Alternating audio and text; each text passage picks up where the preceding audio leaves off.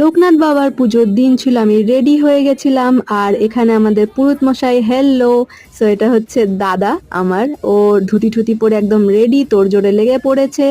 আর এবারে হচ্ছে আমাদের ভোগের চাল, আলু, যেটা পনিরের তরকারিতে দেওয়া হয়েছিল, আর এই যে আমের চাটনি। তারপর এই দেখো পরিষ্কার করছে দাদা সব ঠাকুরের ছবিগুলোকে। আর বৌদিও হেল্প করে দিচ্ছিল দাদাকে, সাথে তো একটা হেল্পিং হ্যান্ড রাখাটা ভীষণ দরকার, তাই না? সো দাদা সব ঠাকুরের ছবিকে পরিষ্কার টরিষ্কার করে তারপরে সব ছবির মধ্যে মালা পরাচ্ছিল। মালা টালা পরিয়ে নেওয়ার পরেতে আমরা ওখানে সব তোড়জোড় সব জিনিসগুলোকে সুন্দর করে গুছিয়ে শুরু হয়ে গেছে পুজো। এখানে মন্ত্রপাঠ চলছে আর আমরাও কিন্তু এখানে বসে বসে পুজো দেখছিলাম। এই যে লোকনাথ বাবার ছবি ভীষণ সুন্দর লাগছিল ঠাকুরকে সাজাবার পর।